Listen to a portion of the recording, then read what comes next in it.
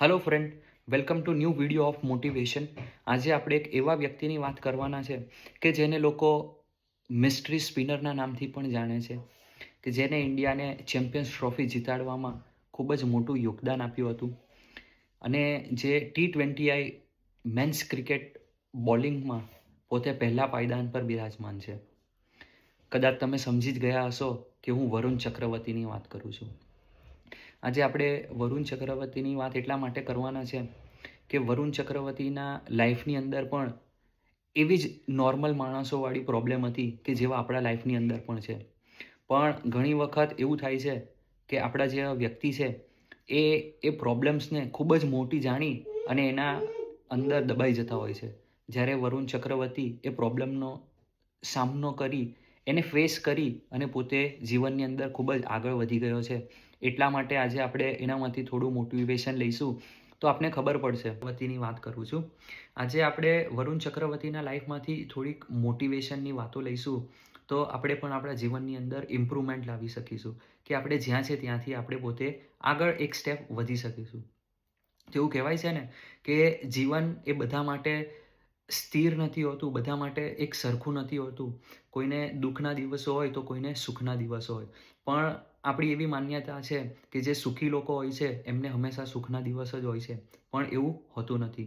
તો વરુણ ચક્રવર્તીએ પણ જ્યારે ક્રિકેટ કરિયર સ્ટાર્ટ કરેલું ત્યારે એમની માટે પણ એટલું જ હાર્ડ હતું જેટલું બીજા માટે હોય છે. પણ એવું કહેવાય છે કે જે એથ્લીટ હોય છે, કે જે સ્ટ્રોંગ માઇન્ડના માણસો હોય છે, કે જે સ્ટ્રોંગ થિંકિંગના માણસો હોય છે, એ પોતે પ્રોબ્લેમને ગણકારતા નથી. તો વરુણ ચક્રવર્તીના લાઈફની અંદર પણ એક એવી સિચ્યુએશન આવેલી કે આપણે સૌ જાણીએ જ છે તેમ કે 2021ની અંદર જ્યારે T20 વર્લ્ડ કપ રમાતો હતો અને પાકિસ્તાન સામેની મેચમાં એને પોતે ખૂબ જ માર પડે છે. એના બોલિંગની એવરેજ એ પોતે સારી હોતી નથી અને પોતે વિકેટ પણ લેતા નથી. ત્યારે કેટલાક ક્રિકેટ કમેન્ટરો પણ એવી કમેન્ટ કરે છે કે in search of diamond we lost the gold.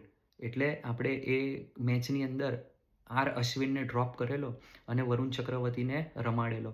ત્યારે ક્રિકેટ એક્સપર્ટ પણ એવું બોલતા હતા કે આપણે ખોટું કર્યું, કે આપણે હીરાના શોધની અંદર એ સોનાને આપણે ગુમાવ્યું. પણ વરુણ ચક્રવર્તી આ વાતને એ પોતે લાઇટલી લેતા નથી અને પોતે ભગવાનને કોસતા પણ નથી. ઘણી વખત કેવું થાય છે કે આપણા જીવનની અંદર આવી મુશ્કેલીની પરિસ્થિતિ આવે, અસામાન્ય પરિસ્થિતિ આવે તો આપણે હંમેશા ભગવાનને કોસતા હોઈએ છીએ કે ભગવાન મારી સાથે જ કેમ આવું થયું, બીજા સાથે કેમ નહીં. પણ એવું કહેવાય છે ને કે જેટલા બી આ સક્સેસફુલ માણસો છે એ કોઈ દિવસ ભગવાનને કોસતા નથી. આવી જ્યારે સિચ્યુએશન આવે એ ત્યારે પોતે ભગવાનનો આભાર માને છે.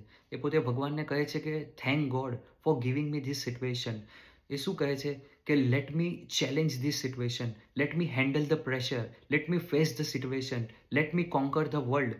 અને પોતે એ સિચ્યુએશનનો સામનો કરે છે, એની સામે પોતે ઝંપલાવી પડે છે અને પોતે એ સિચ્યુએશનની અંદર વિન થાય છે અને દુનિયાને બતાવે છે કે દુનિયાને એવું નથી બતાવી દેતા કે અમે કેટલું મહાન છે, પણ એ પોતે દુનિયાની સામે પોતે એક એવું ઉદાહરણ પૂરું પાડે છે કે ગમે તેવી સિચ્યુએશન આવે એની અંદર તમે તમારું 100% આપો, તમારા ભગવાનને યાદ કરો અને તમે જ્યાં છો ત્યાંથી સારું કરવાનો પ્રયત્ન કરો, તો ભગવાન હંમેશા તમારી સાથે જ છે અને તમારો જ વિજય થશે.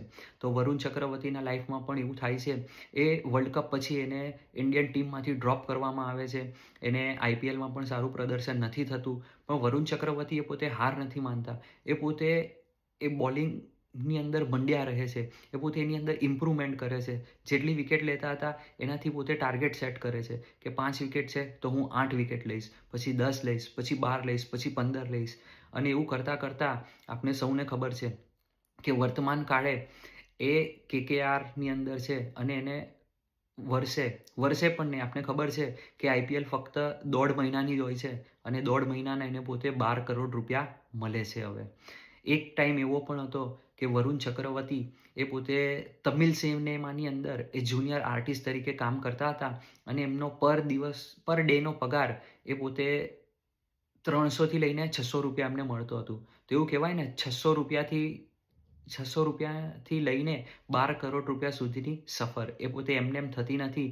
તો જીવનની અંદર આપણે કંઈક કરીએ, આવી મુશ્કેલ સમયની અંદર આપણે કંઈક કરીએ તો જ એ 12 કરોડ સુધી પહોંચે છે. તો આપણે પણ એમના જીવનની અંદર એવું મોટિવેશન લઈએ કે આપણે જ્યાં છીએ ત્યાંથી પોતે આગળ વધવાનો પ્રયત્ન કરીએ.